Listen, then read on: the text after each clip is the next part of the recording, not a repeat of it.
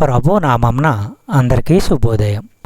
ఈరోజు దేవుని వాగ్దానం ఏమనగా సామెతల గ్రంథము 4వ అధ్యాయము 6వ వచనము. జ్ఞానమును విడువక ఉండిన ఎడల అది నిన్ను కాపాడును, దాన్ని ప్రేమించిన ఎడల అది నిన్ను రక్షించును. సహోదరులారా, నిజమైన జ్ఞానానికి ఇంత ప్రభావము ఉంది. ఎందుకంటే దాని వెనుక ఉండి దాన్ని కలుగజేసే కర్త దేవుడే. సంపదల కంటే జ్ఞానమే ఎంతో ప్రశస్తమైనది.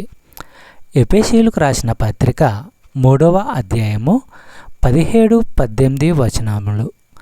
తన మహిమైశ్వర్యం చొప్పున మీకు దయచేయవలెననియు మీరు దేవుని సంపూర్ణత యందు పూర్ణులగునట్లు ప్రేమ యందు వేరుపారి స్థిరపడి సమస్త పరిశుద్ధులతో కూడా దాని వెడల్పు, పొడుగు, లోతు, ఎత్తు ఎంతో గ్రహించుకొనుటకును. ఇక్కడ పౌలు ప్రార్థిస్తున్నాడు. ఎఫెసు వారికి జ్ఞానం కలగాలని, వారు దేవుని మహాబల ప్రభావాలతో సహాయంతో బలపడి క్రీస్తుకున్న గొప్ప ప్రేమను తెలుసుకోవాలని అపోస్తలుడైన పౌలు ఇక్కడ వారి కోసం ప్రార్థిస్తున్నాడు. చెప్పబడిన వాగ్దానము దేవుడు దీవించి ఆశీర్వదించును గాక. ఆమేన్.